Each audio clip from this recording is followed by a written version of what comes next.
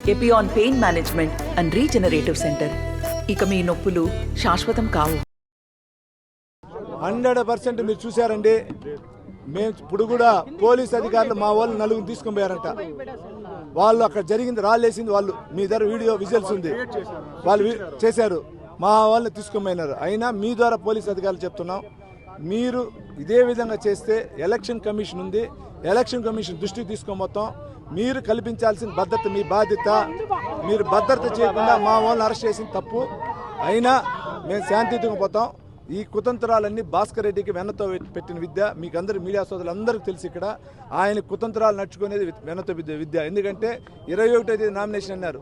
RTO ఆఫీసులో మేము అడిగాం, మమ్మల్ని అడిగారు డేట్. అడిగితే మా డేట్ చెప్పాం. వాళ్ళు ఎప్పుడు సార్ అని మా ఆడిటరు అంటే మా సంబంధించిన అడ్వకేట్ అడిగితే 21 అన్నారు, 23 అన్నారు, మళ్ళీ 24 అన్నారు.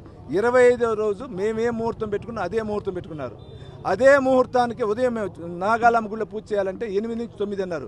సరే మేము 9 నుంచి 10 అనుకుంటే మళ్ళీ 8:30 నుంచి 9:30 అన్నారు. అక్కడికి దేవుడు ఉన్నాడని మేము ఉదయం 5 గంటలకు వెళ్ళి దండం పెట్టుకుని వచ్చాం. దండం పెట్టుకుంటా ఉంటే కూడా వాళ్ళ కుటుంబ సభ్యులు అక్కడ బ్రిడ్జి కింద రెచ్చగొడుతూ డీజే వెహికల్ పెట్టుకొని జగన్ గారి పాటలు చెరెడ్డి గారి పాటలు వేశారు. అయినా మేము బాధపడకుండా దేవుడే చూసుకుంటాను దండం పెట్టొచ్చాం. ఈ విధంగా రెచ్చగొడుతున్నారు. 15 రోజులు ఎంత రెచ్చగొట్టినా దెబ్బలు తినేదని మేము రెడీగా ఉన్నాం. ప్రజలే గమనిస్తున్నారు, ప్రజలే చూస్తారు, ప్రజలే దీనికి సంబంధించిన సమాధానం రేపు జరిగే మే 13వ తేదీ నిర్ణయిస్తారు. కార్యకర్తలు దయచేసి ఎవరు కానీ వాళ్ళ ట్రాప్లో పడద్దు. మన కుటుంబ సభ్యులంతా కూడా ఎవరు రెచ్చపోకుండా మనం శాంతియుతంగా పోదామని. నమస్తే అండి.